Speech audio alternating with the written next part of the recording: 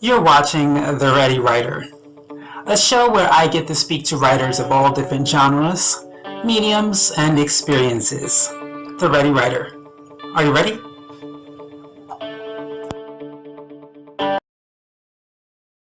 It's time for another episode of The Ready Writer. I am your host, Casey Bell, and today's guest, we have Bo Bennett. Let's get started.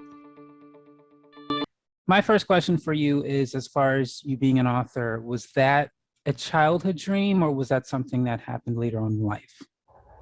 No, it was something that happened later on. I never really dreamed of being an author. In fact, I never really liked writing very much when it came to school and any kind of academic activities. I usually tried to shy away from those. But I actually won an award in sixth grade out of my whole school for a writing competition that all of our papers were mandatorily submitted to.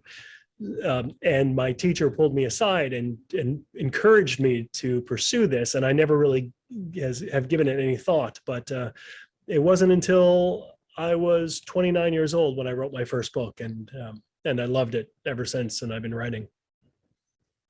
What encouraged you to write that first book or inspired you? My kids, actually. That first book was called A Year to Success, and it was actually a culmination of all of the success principles and strategies and motivation that I had kind of built up and read about over the years. And I ran all that information through the filter of my own experiences. And I wanted to pass that on to my children. And I wanted to do it in a more formal way than just tell them things here and there. So I put it together in a book. And it turned out to be a 700 and I think 80-page book at the end. And I decided, I might as well publish this thing. And why should my kids be the only ones to benefit from this? I might as well let anybody benefit from it. And that was the inspiration for my first book. Cool. So when you first said I should publish this, were you already aware of publishing, or did you have to figure it out? I had to figure it out. I knew, like, obviously I've read books before, and I knew there was a process from the authors to get from the writing of the book into the reader's hands. So I knew something was going on there. I didn't know what that was. And back when I published this first book, it was still 2001. So it was early in the electronic publishing days. It wasn't actually, that didn't even exist then. There wasn't print on demand. There wasn't ebook publishing. That was all going to take place at least 5 years into the future. So I went more of a traditional route where I did publish it with the help of a small press. And I bought like $30,000 worth of books that were filling up my garage, and I had to get rid of those things. So it was a lot of work to try to promote those and do local book signings. And then when I came across, we might talk about that later, but when I came across self-publishing, it completely turned my life around in terms of what I went through and the kind of investment that I had to dish out to get my book compared to what anybody else could do this on this point forward, like since 2000 and I don't know, 2000, the early 2000s, 2008, 2009, that's when it really took off. Yes, I came into the knowledge of self-publishing in 2007. And I will say it's so much more different now. Yeah. So much more easier. The one thing that has never gotten easy is marketing, unfortunately. Right. So in your early process of publishing and then learning about self-publishing, what were some things other than marketing, obviously, did you realize I didn't know an author needed to know this. I didn't know I had to do this. I wasn't aware. What were some of the shocks of publishing?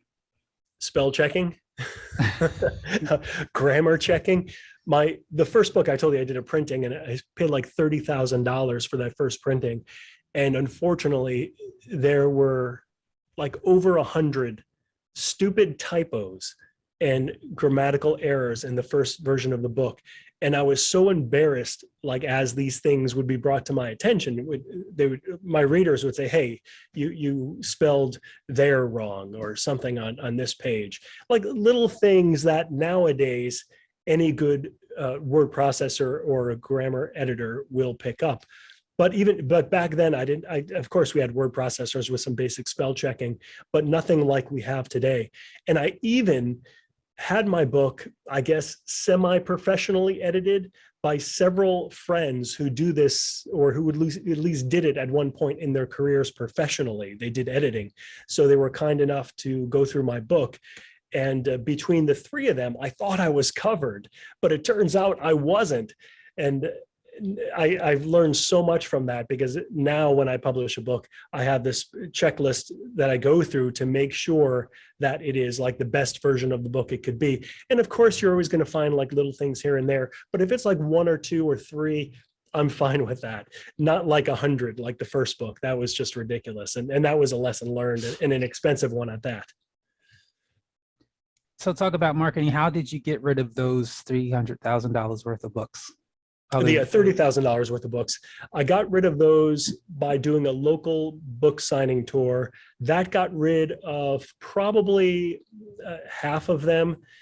No, that's not accurate. Probably 30% of those was through a local book signing tour. So I got on the phone and I just focused on Barnes and Noble bookstores. That's the big chain in my area. It's a big chain in the country right now.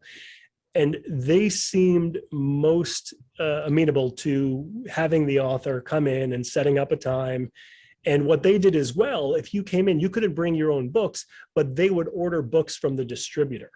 And that's really where the majority of my books were. They were being warehoused at a distributor. And when a bookstore ordered them, they would ultimately go through the distributor. The distributor would send them to the bookstore. And what I would do is I would sign the books.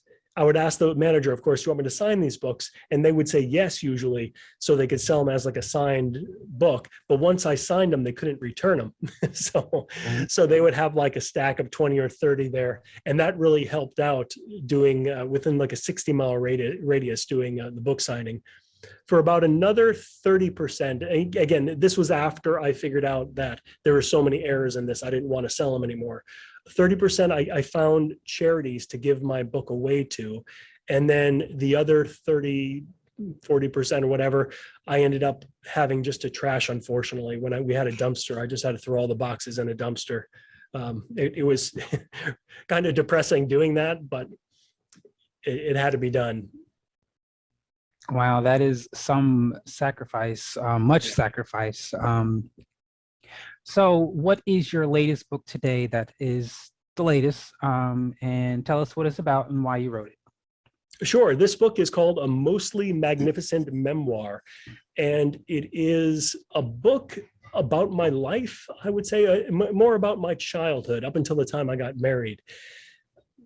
I always wanted to write this thing, and I've written notes for many years, probably over a decade, just thinking of stories that were really funny or really good. And the book is really sort of like I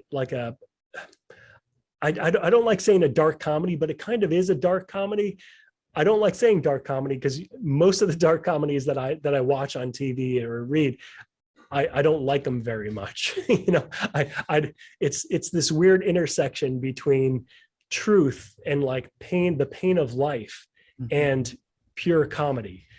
This book is really, I would certainly say, comedy gold, but there's a darker element to it.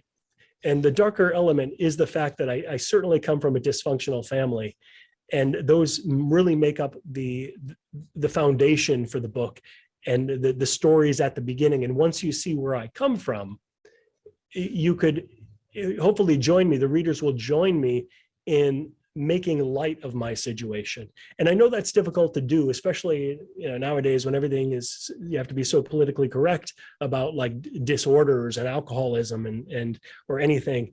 But I would like the readers, and I tell them this in the book, I give you permission to laugh at my problems, laugh at my family's situation, because I made it through that childhood only because I think that I had a great sense of humor and I was able to laugh at it along with my sister and brother, and it didn't completely destroy us. And I'm probably giving the listeners a little bit of twisted interpretation of what this book is about, but that kind of like dark element sets the foundation for the book. As I mentioned, pretty much from that point on, they're really lighthearted stories with some depth to them, individual stories that make up the different chapters about growing up in rural Connecticut in the 1980s. So I think anybody that has that nostalgic feeling for the 80s, and especially who's lived through it, will really enjoy a lot of these stories. I like that. One thing I will say, though, is something I've learned is that there really is no such thing as a dysfunctional family because there's no such thing as a functional family. Yeah, sure. Every family has some level of dysfunction, and actually those who keep their dysfunction a secret are actually worse off than those who expose them or tell them or talk about them. So it's not necessarily the level of dysfunction, it's the whether or not you have the courage to talk about them, whether in book form, whether in play form, whether in public speaking, whatever the case may be. I'm a advocate of just talking about it, and the more we make it normal, so to speak, as opposed to criticizing it or condemning it, the less dysfunction families will have, if that makes sense. Yeah, sure. Relatively speaking, of course. So with your latest book now, if this book came out in 2018, you'd be able to do a bunch of marketing stuff with it. What were some of the things you did differently during these times in marketing, advertising, or PR in your book? Sure. Well, now's probably a good time to mention that in 2010, I started my own publishing company, ebookit.com, where I focused on ebooks initially. And then like within months, we got into print books. And then probably months from then, we got into audiobooks. So we always did ebooks, print books, audiobooks. And over the years, like the last 10 years, people really and desperately wanted different marketing strategies. Like, what can you do for us for marketing? They would ask me. And I didn't have a lot to offer. I would try different things. And for example, we would do a press release through PR Web. We did this media blast through one of the companies that connects with a lot of major media outlets. And the results were mostly, well, I would say mixed, in the sense that for most people, they did not work. Their book wasn't just interesting enough. Their story wasn't compelling enough for the media to actually write about them. So I started to sell this to my customers, my author customers, as you're sort of buying a lottery ticket. If you think your book is extremely compelling and you think that the media would want to pick it up, first, you got to write a heck of a good press release and then get it out. And then if it is, hopefully somebody will pick it up and write about it and you'll do well. But for the most part, again, people think that they have an amazing book, but it just doesn't turn out that way. Everybody thinks they have an amazing book, and unfortunately, not everybody does. So that press release and those couple marketing services that we played around with really wasn't enough. So about 6 months ago, actually, I started a new business called bookmarketing.pro. And I focused specifically on marketing. And we have over 50 different services that I've been workshopping, if you want to call it that, over the last 10 years, like through ebook. It, saying, okay, this doesn't work, this does. And then finally, I've created a platform where we could actually use them all. Put them all together and customize them based on the author's needs. So there's a roundabout way of saying that in order to market this book, I kind of went through my own company And for example, like I'm doing this podcast now. I used to be a professional speaker, so it's one of my strong points, being able to communicate my book and what it's about. So for somebody like me, this medium would be beneficial for their book. Other people are sort of introverted and don't like speaking in public at all. They don't like speaking about their book. They say, let's just put something out in print and get it out. And for somebody like that, podcasting, a podcast tour, a radio tour would not be helpful. So there are literally about 50 different services we offer. Out of those, I chose probably about 20 different services to really get this book out there. And a lot of it focuses on really cleaning up my Amazon page, making it look fantastic, making it look compelling, both the description, and now they have A+ content. And then once everything is in place, then you start to put money into Amazon ads. And of course, you got to tweak that, and that could take several months to really get a profitable campaign going. But there's a whole bunch of things that all have to come together. We have not found one magic bullet that you just do this one thing and pay this one amount and your book will be successful. Unfortunately, it doesn't work that way. It's all these small different things that you have to do that taken together, you could see a big impact on your book. So that's kind of the strategy that I've been using. Cool. So being that you do have a business, I'll just say this. When I started publishing my books, the first thing people would say is, oh, can you help me publish my book? And I'm like, oh, sure, let me see it. Oh, I haven't written it yet. I'm like, Yeah. okay. So when you get it together and then it's, well, I don't have the time. I'm like, well, then you don't want to be an author. And so I tell them, you have to sacrifice your time. So that means if you wake up at 7 a.m. for work, wake up at 5 a.m. instead. And so now you've got 2 hours of time to work on that book.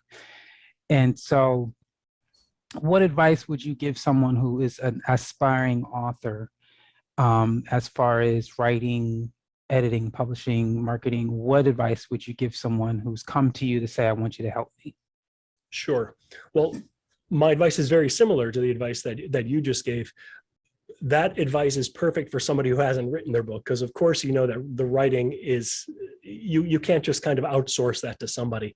I guess you can. There are ghostwriters who will write, but that's not making you an author. That's making you a publisher of somebody else's work. Or you could take credit for it, like some people do. But let's assume that an authors really do want to write their own content. You certainly have to have time. You certainly have to make time for it, whether it's early in the morning or before you go to bed, whenever your sweet spot is for being able to work. But once you have your book written, once you have it in like Word document form, and that's all you need, because I think a lot of people are completely overwhelmed with all of the things that you need to do to get your book published and to get your book out there and marketed. Contact somebody like eBookit or Book Marketing Pro, because we could take it from there. There's companies that could take it from there. Once you have it written, then there are companies and people who could do the editing of the book. They could clean it up. They could do the formatting for the book. They can get it in the right sources. So they could do the distribution. Like once you have it in the ebook format, you can do the distribution, the print book format, audiobook format, all of that.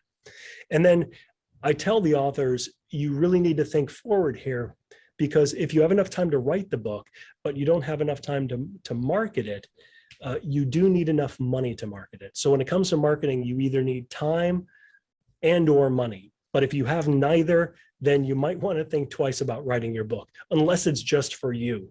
And this is something that you always wanted to do and you just want to give it to your family or something, and that's perfectly fine, but don't expect to make money from it. If you want to make money from your book, if you want to be a professional or even a semi-professional author, you need to consider after your book's written, you have to either have time to do all this marketing yourself, or you have to have money to pay somebody to do it. If you've got one of those, you're in good shape. If you have both of those, you're in even better shape. And if you have neither, well, then you're not in very good shape at all. Thank you, Bo Bennett, for stopping on by and sharing. That is all the time we have for you today, audience. Thank you, audience, for stopping on by and watching. Have a great day.